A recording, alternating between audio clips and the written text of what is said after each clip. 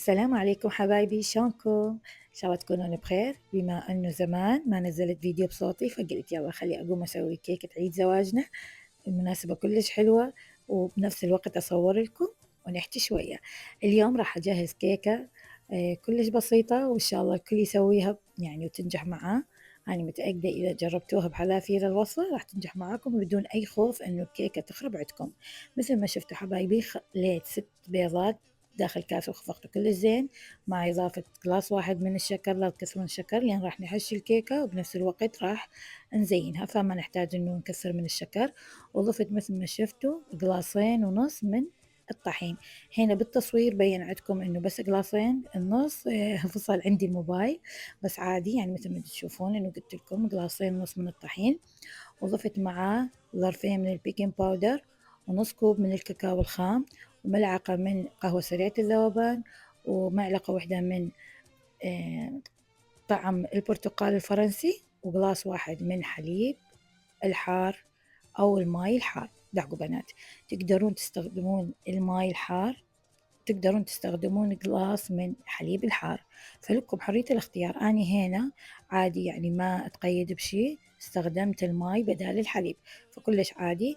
بنفس الوقت راح أضيف نص كوب من النشا يعطينا تماسك للكيكة بنفس الوقت أبد ما تهبط عندكم وأبد لا تخافون. فحاولوا جربوها بالنشا، أنا آخر فترة قمت أحب أخلي النشا للكيكة. بس والله بنات شوفوا لي القوام شلون صار. وهنا راح أخلي القوالب أو أدهنها بالطحينية وأضيف الخليط على 3 أقسام وأخليهم بالفرن. الفرن أخلي درجة حرارة 250 على القبس الأسفل، تاخذ مني من 20 إلى 25 دقيقة كلش كافي والطريقة كلش سهلة. بنات هنا راح أسوي كريمة. الكريمة راح يحتاج مني قلاصين من كريم شانتيه وبنفس الوقت راح أضيف قلاص ونص من الماي المجرش البارد. حاولوا يكون الماي مجرش يعني مو بس بارد، يعني أنا هنا ذوبت قطع ثلج بداخل القلاص بحيث أنه يعني صار كلش بارد. فبنفس الوقت راح أخلط الخليط كل زين أول شي بالخفاقة اليدوية حتى لا نجيب العيد ويطير عندنا الرذذ مال الكريم.